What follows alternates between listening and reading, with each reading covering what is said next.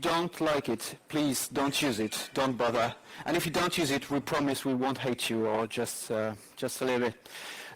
The genesis of it, I wanted to write things. I wanted to write novels. You know, it's some kind of pickup lines there. Yeah, you know, I'm a writer.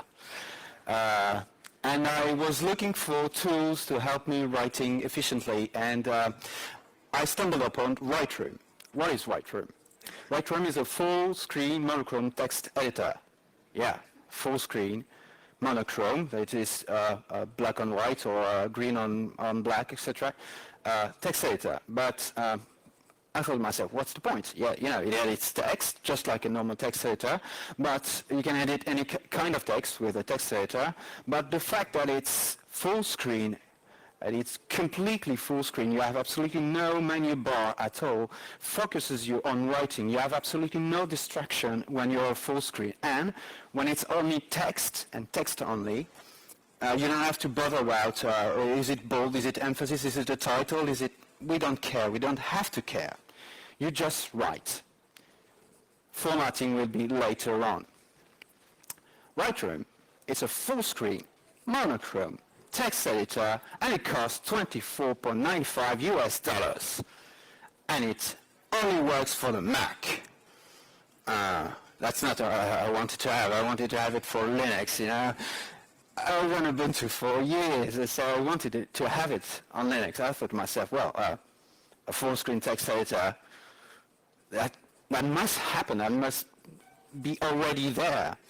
So I searched the friendly web, and I stumbled upon this post on the Ubuntu forums where a nowhere man, and Nicolas Pérougier, did a Pyroom.py single Python script with 500 lines of code only, 18 kilobytes, including comments. That just worked. It's full-screen text editor. It's nothing, that's my fault. I just changed the image. It's just having a screenshot of a text editor is not that interesting. It was still a full-screen monochrome text editor, and it cost nothing because it was GPL version 3, and it runs on GNU Linux. Winner! You may think now, my favorite text editor does exactly the same. All I have to do is to hit the Ctrl-Alt-F1 key and run vi or Emacs or whatever. I don't care, but you know, real programmers, they use Emacs. No, they use Vim. No, you use add, cat, or the butterfly that changes the ripples of the atmosphere, of the upper atmosphere. Pyroom is not for geeks. Pyroom is not for coders, hackers. Hackers have tons of tools in order to edit text, because text is their basis.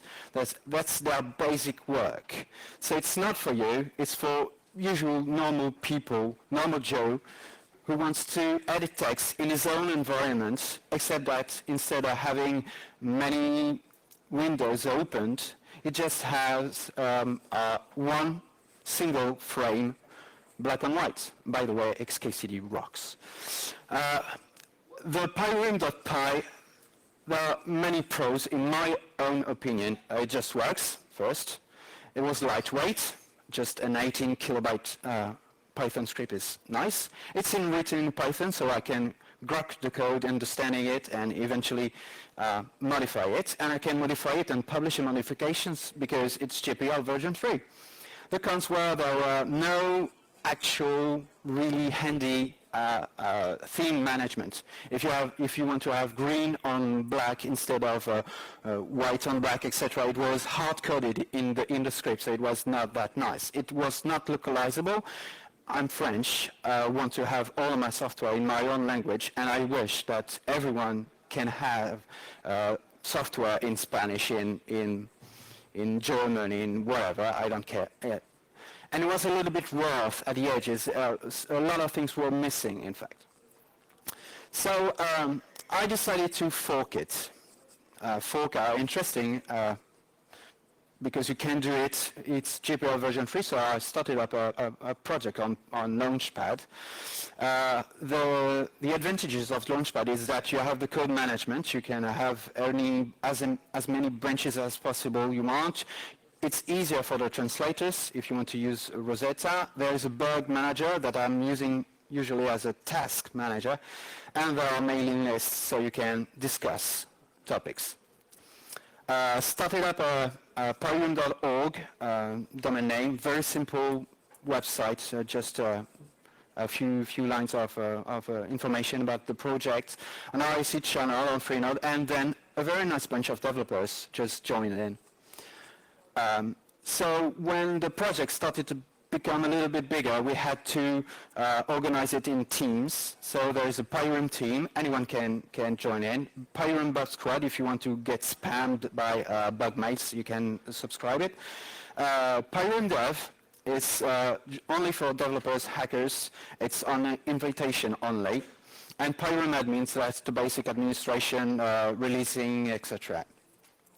And there is one key developer on this project, which is Florian Heinler. Unfortunately, he couldn't make it to the FOSDEM. I'm so sorry about that. There are plenty of others, people who contributed it, and you may note that I'm not on this list because I've become really too busy to contribute to this project anymore, so I'm just supervising it from a distance, but I'm still following it very closely in order to keep it as simple as possible, as usable as possible, etc. But Florian Heinler rocks. What are the main features now? It still edits text and text only, no formatting. You can edit multiple documents at the same time if you want. It has an autosave function, which is much more interesting than the other autosaves that I've experimented. I've often lost my data because of autosave. In fact, Pyroom saves your current document. When you manually save it, it saves it on, for example, example.txt. And when it's autosave, it's on a temporary file. So any automatic save is on this temporary file. And when you manually want to actually currently record your data, it records on the current file, on the actual current file. So that saves you a lot of time trying to get your backup.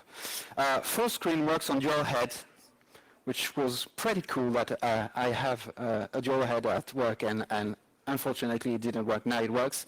And we have several available themes. You can send themes, by the way, via Launchpad. Any kind of color you want for text, for background, it just works. That's fine.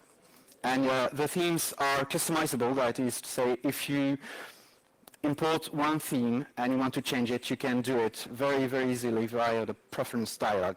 It's translated in a lot of languages. We got Welsh. These are the complete translation for the earlier releases. Now, the next release is not yet translated in as many languages as this. Planned features. Spell check. That would be very handy for writers in order to have their spell check, the actual spell check in their own language. We want to drop JTK source view because it prevents us from being completely, fully compatible with Windows and Mac OS X. We want to port Pyroom to Windows and Mac OS X, and using JTK source view doesn't help. Maybe other themes, maybe what you want, your wish here. Go ahead on the website on Launchpad, file a bug report saying, I would like this to happen, and we'll plan this or not. In a more distant future, we had the idea of a theme bazaar when anyone can send themes for Pyroom and with a screen capture of the theme, and people could download it and install it on Pyroom. Why not? It's a Web 2.0 system. Or maybe a plugin system, because a lot of people are asking for very simple syntax highlighting, such as Markdown or restructured text, etc. And we don't want to do it right now currently. But for example, we would like to say you select the text and you hit Control B in order to have a bold, and it just adds the stars at the end and at the beginning of the text. So that would be quite handy, but we need a plugin system in order to do that, and it's not yet ready. And if you have a genius idea, go ahead, please, dive in. Please don't ask for syntax highlight. I told you, this is not for Coder. This is not an IDE. It's just a text editor. We won't do Python syntax highlighting. We won't do C++, Java, or Baguette and Snail syntax highlighting. And if you want specific markup highlight, just wait for the plugin system, and we won't have any IRC client integrated into Pyroom, never. If you want to try it, it's just a Python setup, usual normal operation, or you uninstall Pyroom on Fedora. It's been packaged for Fedora very quickly. It's packaged in Debian seed, so it's packaged for Ubuntu 8.10. It's not 8.10, it's 9. Yes, it's packaged in the PPAs for Intrepid, and it will be packaged in Multiverse for Jaunty, which is about to be released in April. And if you want to package it for your favorite distro, please dive in, go ahead. To get in touch, the Launchpad website, which is the main website, or pyroom.org, in order to have the download very easily, very quickly, and a #pyroom and free node. So that's it. That's the end. Thank you.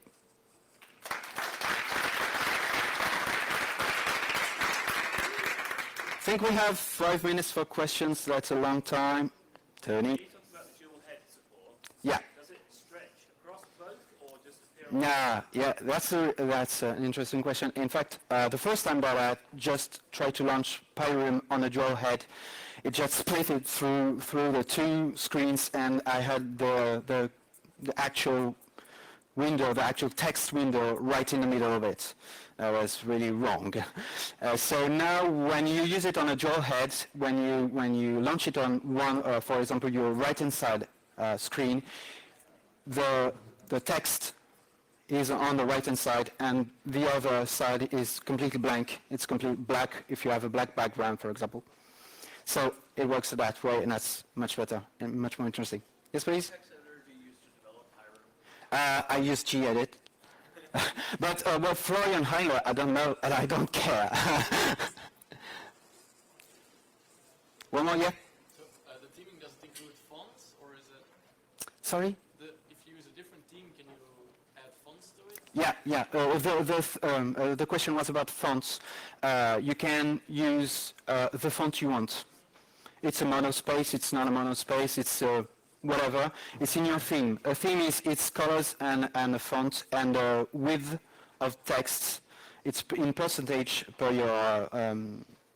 It's percentage with the width of your screen, 45, 60%, whatever. Yes. What is there to be localized? You have translations and so on. Localized. There is help. There are on the bottom of the screen of the text window. There is text saved saying that this document has been saved, and it disappears. And for example, Control H, it's help. So this help is localized. It's very simple. They are not. No, it's not a large amount of strings, but you need them, of course, in order to. If someone doesn't absolutely speak English, you definitely need to translate even the smallest string. Yeah. Is there a Debian package? Yes, there is a Debian package in SID. SID, it's the unstable Debian.